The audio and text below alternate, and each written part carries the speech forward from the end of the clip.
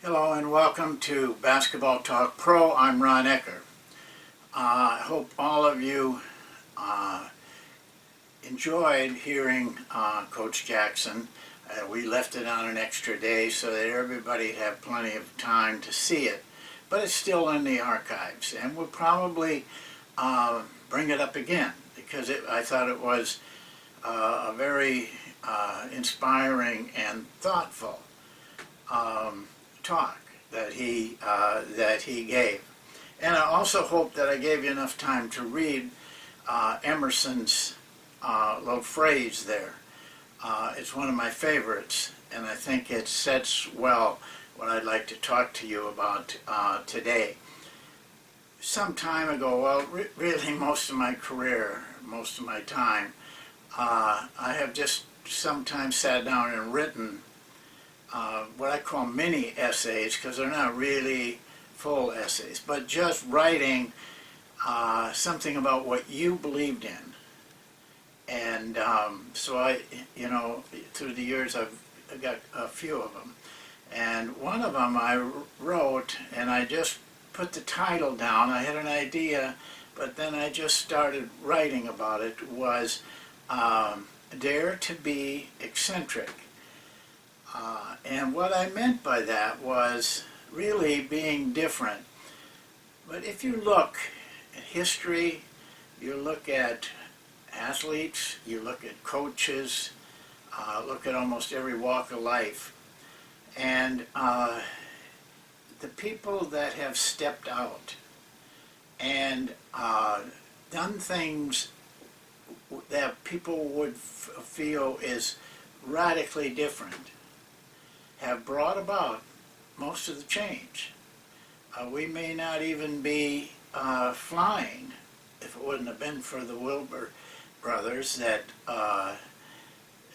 believed they could do it and did it for a little distance, and it started that weirdness started.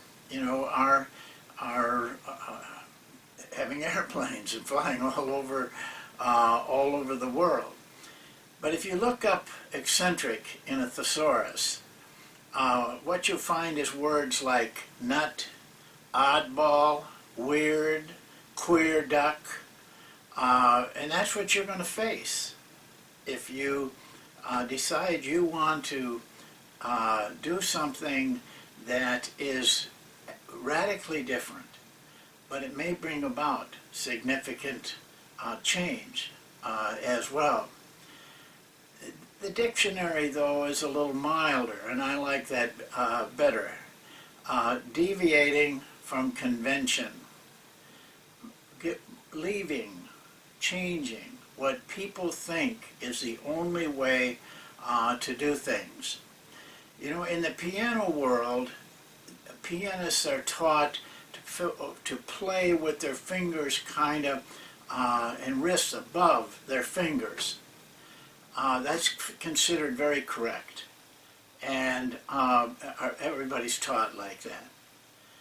But the two greatest classical pianists of the 20th century, Glenn Gould and Vladimir Horowitz, played with their fingers flat, and yet outplayed anybody else playing. In fact, the guy that I named the offensive from Monk also played with his fingers flat. He looked different. He was different. But when you do things like that, you have to expect resistance. And you have to expect criticism. Very easy to do the things that are accepted, and it voids, to some extent, facing criticism. If you're doing what is considered conventional, there's not much criticism that you can give a person. But once you step out and do something different, then you are open for criticism. I was in China for a year, and Chinese coaches are very Russian-like in their coaching. the NBA, who would like to have more NBA players come from China, wanted to bring to them a different coaching method, which allowed them more freedom. Chinese coaches will practice 3 to 4 times a day, run nothing but drills, hardly ever scrimmage. I watched a lot of practices because they came to the school, and none of them scrimmaged. And that's why in the games they're very robot-like. But to change that was, you talk about resistance. It wasn't that they didn't want to do it.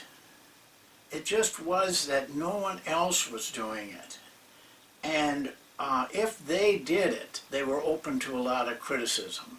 And so it stopped them from doing it. I talked to a lot of coaches who believed what we were showing them, but they didn't dare to go against the conventional way of coaching and teaching in China. So you have to, you're safer if you follow conventional ways to a certain extent. But you probably aren't going to get as much done. There's 2 things we'll talk about. People don't like to change, no matter what they say. They just, they don't want, they want the status quo. They will talk differently, but down deep that's what they want. When you start to change things, then you get resistance. Then you get criticism. But you can also be led down the wrong trail if you go by what everybody else thinks is conventional. Warren Buffett said just at the beginning of that recession, when there was a lot of people doing a lot of things wrong, he sent a memo to all the people that he owned companies in, and said in the memo, the 5 most dangerous words in the English language is, everybody else is doing it. And I think it's true not only in keeping people from doing something illegal, but it's also true in keeping people from doing something different in our game. You know, to me, the NBA is the most conservative group you ever want to be around. Now, that may sound funny when you see them on TV, but really, they don't change. They don't want to change much at all. And the players are worse. I mean, if you tell them we're not going to run pick and roll, or we're going to force middle instead of a baseline, or we're going to, whatever else if you go against what has been done in the NBA for years and years and years, you have almost violent resistance, even though those same players stick things in their nose, grow beards, change the color of their hair, all they're really modern. But the truth is that's more for attention than it is to show that they're different. But in the long run, I believe you won't win big or long if you're doing what everybody else is doing. And I think that's the danger that you bring to what you're doing. I think you have to be somewhat eccentric. That doesn't mean you have to be wild about it, but you have to be bold enough and fearless enough to do what you think is right. And that's the key, is to do something that you really believe in, regardless of what everybody else is doing, and regardless of what they tell you can't be done. Because chances are you can get it done. And if nothing else, it gives you the being liberated from all of the staid things that are said and done. Now, I think all of us should bring something of our own. I think when you really sit down and work through something that you really feel strongly about, you're going to coach it better. You're not going to give up on it quite as easy if things go bad for a while. You bring to the table something from your heart that is really hard to defeat. It's really hard to play against those kind of people. And so you be wise to be one of them. Now, one little warning before we leave here. Some of you are just starting in your career, maybe your first year, or your second year, or your third year. I don't know that you should go out on your own at that point. My first high school job, I worked all summer on an offense.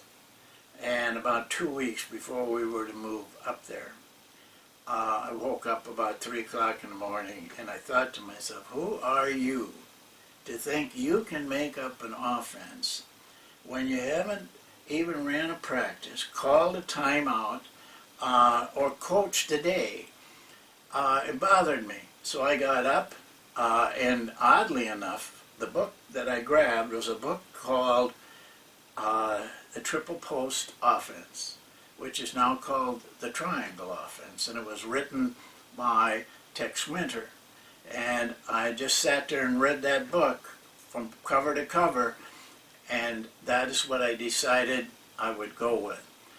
But I studied it hard, and if you're going to go with something of somebody else's, try to learn what he knows about it, and try to do research and really get to know it well.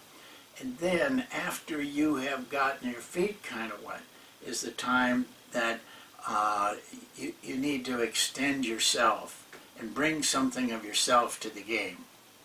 I